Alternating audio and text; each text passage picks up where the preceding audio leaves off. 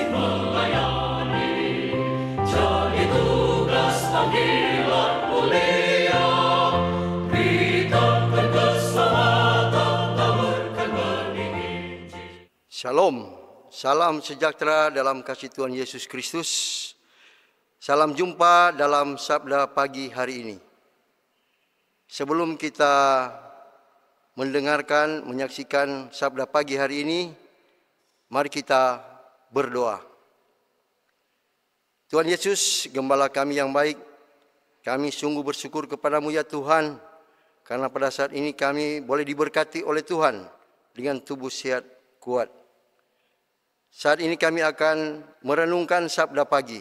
Biarlah Engkau tolong kami mulai dari awal sampai boleh berakhir dengan segala baik. Di dalam nama Tuhan Yesus Kristus kami berdoa. Haleluya. Amin.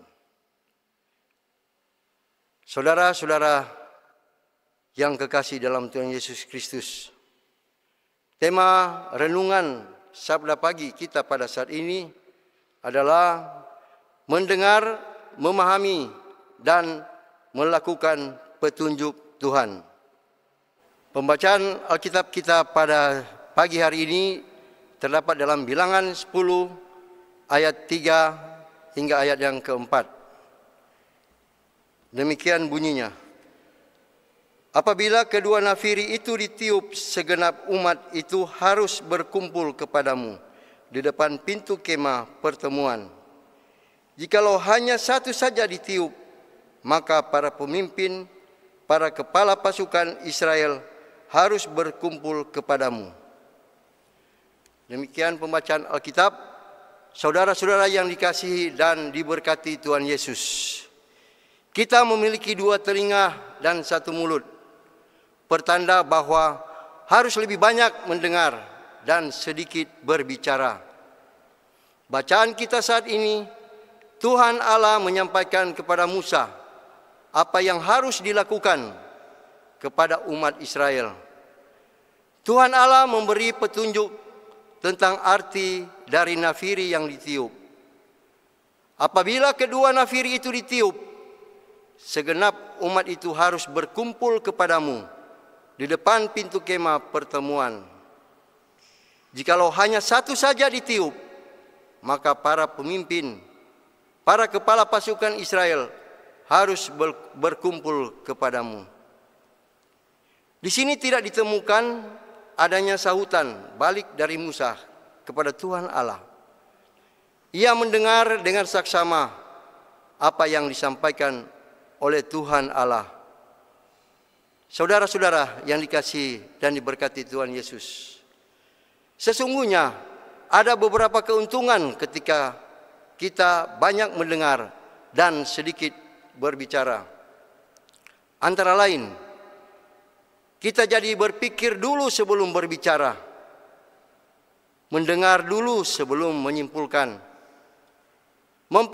memprioritaskan pada hal-hal yang penting saja, memahami maksud yang disampaikan dengan lebih baik, dan kita jadi lebih banyak berkarya secara baik dan berguna.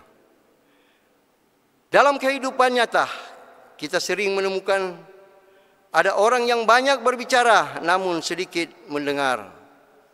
Misalnya dalam lingkungan pekerjaan, ketika dipanggil dan diberitahu oleh atasan tentang suatu pekerjaan yang harus dilakukan, sementara atasan menyampaikan apa yang harus dilakukan dan dikerjakan, justru ada yang banyak berbicara dengan menyambung atau memotong percakapan.